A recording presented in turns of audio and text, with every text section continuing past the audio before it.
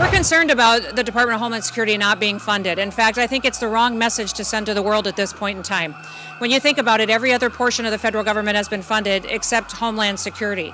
That's telling the rest of the world the Democrat Party doesn't think that protecting America is safe. So this is a dangerous situation that we're in, that the Democrat Party has chosen to shut down the department that was created after 9/11. This department was created recognizing that we are vulnerable to terrorist attacks and that American homeland needs to be funded and focused on keeping us safe within our own borders. We have all responsibility for cyber operations and funding and going after terrorists who would attack our critical infrastructure, our electrical grid, our water systems, that would come in and hack into our intelligence agencies and our national security operations.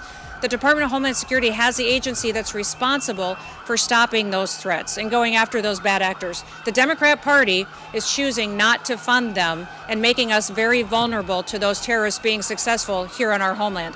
I hope that they will come to their senses, recognize that the American people need to come first, and have a policy discussion that we should be having on a policy bill in regards to any reforms that they want to see. Kristi Noem is all worked up in a performative fury at Dems not funding DHS, ignoring, of course, that the battle now being waged is a result of her utterly out-of-control ICE and Border Patrol agents, and that she has refused to consider even the most common-sense reforms to stop American citizens being gunned down in the streets. But she's also forgetting that she has been sitting on an absolutely insane budget.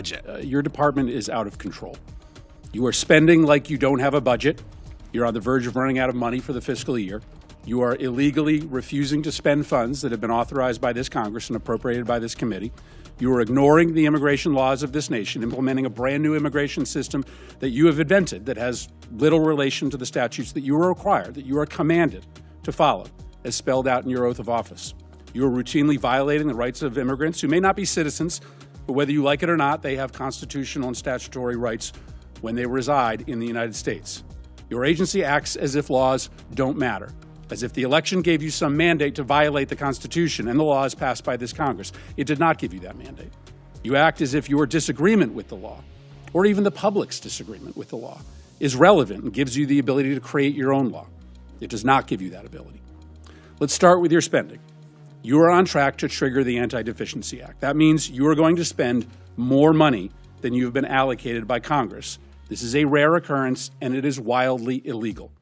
Your agency will be broke by July, over 2 months before the end of the fiscal year. You may not think that Congress has provided enough money to ICE, but the Constitution and the federal law does not allow you to spend more money than you have been given or to invent money.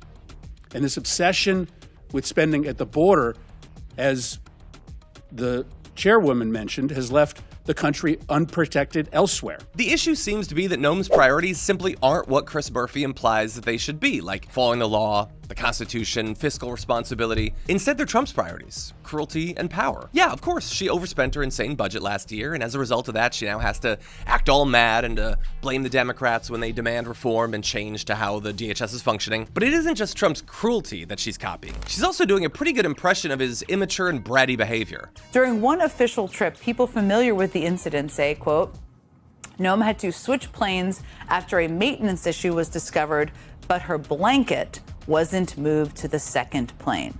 Corey Lewandowski then fired a U.S. Coast Guard pilot after Noem's blanket was left behind. Okay, the story continues. It gets even better.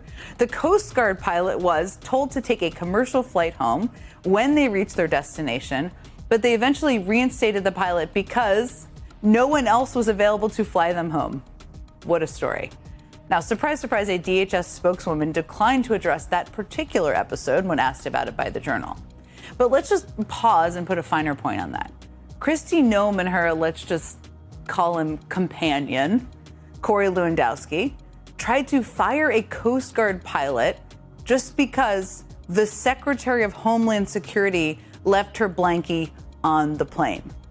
Keep in mind, this is the same Homeland Security Secretary overseeing packed ICE detention centers, like the one you see on your screen right there, where detainees are sleeping like sardines under aluminum foil blankets, according to lawmakers, where children are kept.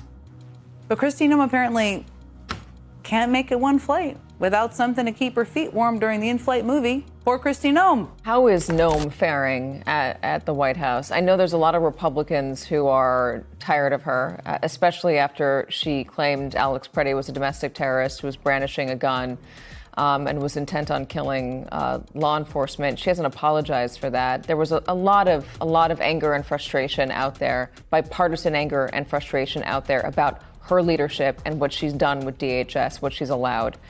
Does she still have the full support of the president?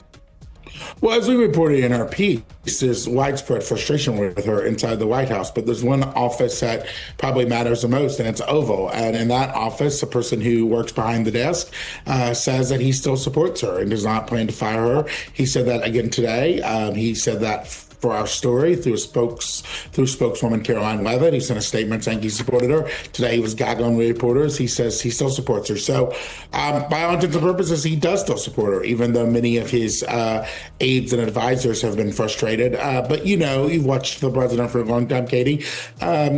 He supports someone until he doesn't. And that is definitely a pattern that I've noticed as well. Trump doesn't like being forced to eject someone based on criticism from the Democrats or the left or the sane and rational citizens. But he also doesn't like someone causing constant headaches for him with her clownish cosplay and the horrible news cycles of violence against American citizens or her embarrassing personal life issues with Corey Lewandowski. And it isn't as though Donald Trump has some long-established vested interest or relationship with Kristi Noem. Her presence in the Trump administration seems pretty damn optional at this point. And for that reason, I'm left wondering how many more of these ridiculous news cycles she can possibly survive.